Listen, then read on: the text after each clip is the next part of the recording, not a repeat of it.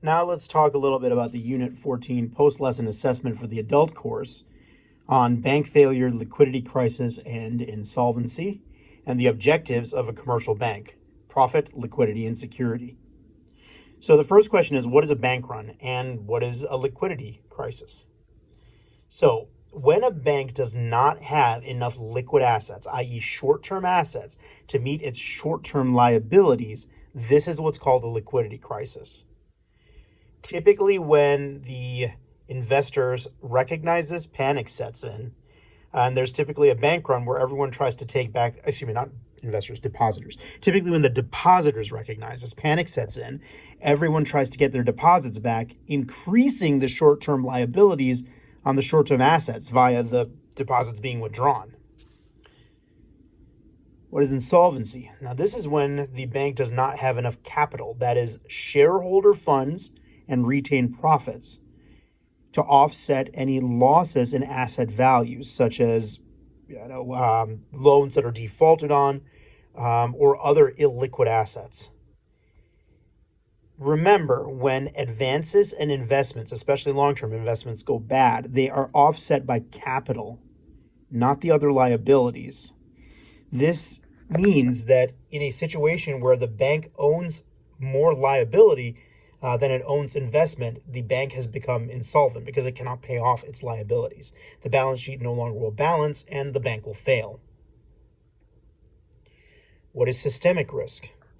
So realize that an insolvent bank has issued bonds for long-term and short-term borrowing, and other banks have invested in those bonds. That means if a bank goes insolvent, any bank that was invested in that bank suddenly loses their investment, thereby decreasing their own assets. If that decrease cannot be covered by capital, all of a sudden that bank has become insolvent.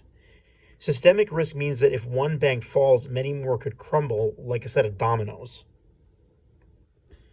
What tools can mitigate systemic risk? There are many, actually. So one is, for example, a cash ratio.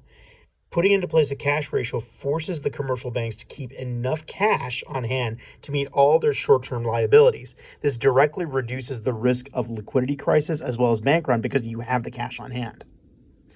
A liquidity ratio, on the other hand, forces the commercial banks to keep enough short-term liquid assets on hand, not just cash, any sort of liquid asset, to meet their short-term liability. This will also decrease the risk of a liquidity crisis, but not necessarily insolvency.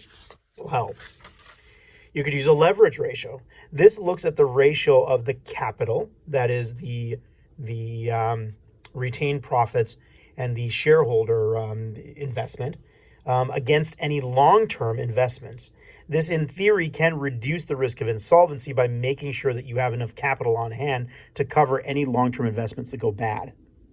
Now, a capital ratio is just simply the ratio of capital against advances, not advances in long-term investments.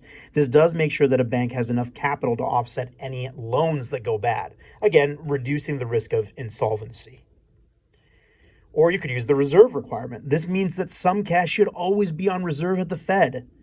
This ensures that there will always be some liquid cash available from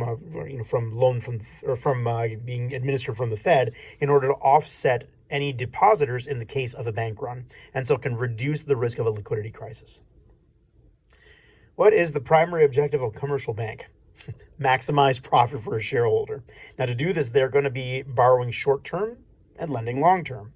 And they're going to typically take on more risk in the form of non-secured loans that have the potential to yield quite a bit more, but also have a greater potential of going bad. So the problem with this is this puts you at high risk of illiquidity. And you can eventually get insolvency as well as bank failure because you're taking on too much risk if you only focus on profit. So what happens when a bank fails? Many things can happen. Because banks are tied together, there's always a systemic risk of other banks failing. This can lead to things like lost jobs and incomes. It can put the country in a recession. And in a worst case scenario, bank bailouts. So essentially, the taxpayer ends up having to foot the bill for the bailout. That's you and me. And then the bank will be subject to more strict and serious regulations. Last but not least, how do you mitigate the risk of a bank failure? That kind of goes back to the tools that were there to mitigate systemic risk. You can increase liquidity in order to avoid a bank run, or you can increase security of the loans in order to decrease the risk of insolvency. In other words, less risky investments and loans. Both of these methods sacrifice profit, but they gain stability for the bank.